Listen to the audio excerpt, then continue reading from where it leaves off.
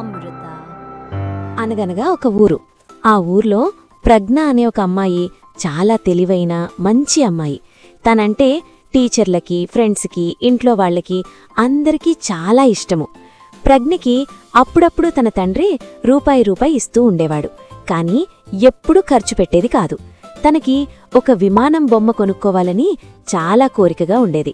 అలా ఒకరోజు తన స్కూల్కి వెళ్లే త్రోవలో ఒక చింత చెట్టు కింద ఒక చెక్క బొమ్మలు తయారు చేసే దుకాణం ఏర్పడింది. ఆ దుకాణం దగ్గరికి వెళ్లి అక్కడుండే బొమ్మలన్నిట్నీ చాలా ఆశ్చర్యంగా చూస్తూ ఉంది. బొమ్మలు చెక్కుతున్న రహీం తాత ప్రజ్ఞను చూసి, "ఏం కావాలమ్మా, బొమ్మలు నచ్చాయా?" అని అడుగుతారు. "చాలా బావున్నాయి తాత, మీ దగ్గర విమానం బొమ్మ ఉందా?" అని అడిగితే, "లేదమ్మా, అది పట్టణంలో దొరుకుతుంది, ఇక్కడ ఉండదు" అని చెప్తారు. చాలా నిరాశపడుతుంది. వెంటనే ప్రజ్ఞ, "తాత, ఈ బొమ్మలన్నీ నాకు ఎంత కమ్ముతావు? చాలా బావున్నాయి" అని అడుగుతుంది.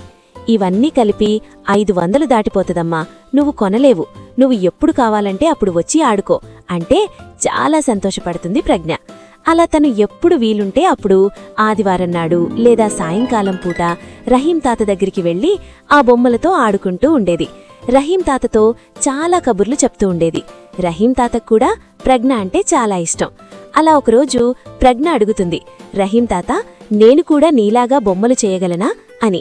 అప్పుడు రహీం తాత అంటారు, "నువ్వు బాగా నేర్చుకొని అభ్యాసం చేస్తే నాకంటే బాగా తయారు చేయగలవు.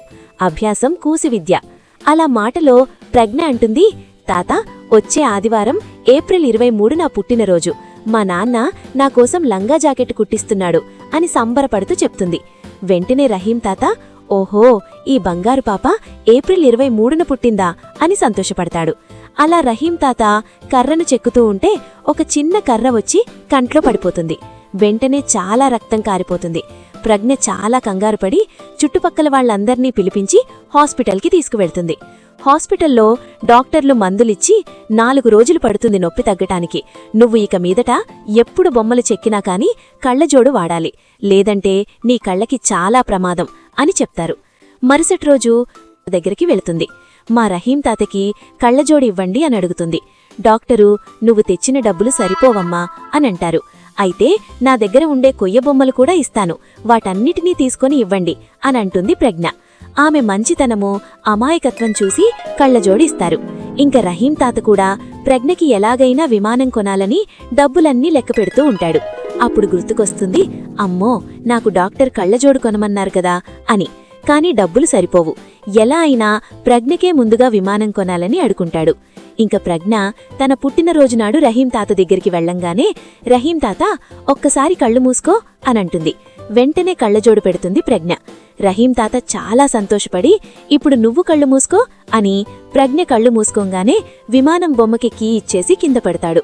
కళ్ళు తెరిచి చూసేసరికి ఆ విమానం చూసి చాలా కేరింతలు కొడుతూ చాలా సంతోషపడుతుంది ప్రజ్ఞ. ప్రజ్ఞను వెతుక్కుంటూ వాళ్ల నాన్న వస్తారు. రహీం తాతని, ప్రజ్ఞని చూసి చాలా సంతోషిస్తాడు.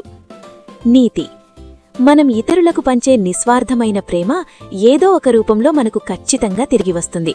ఎందుకంటే నిస్వార్థమైన ప్రేమకు మించిన గొప్ప కానుక ఈ ప్రపంచంలో మరొకటి లేదు.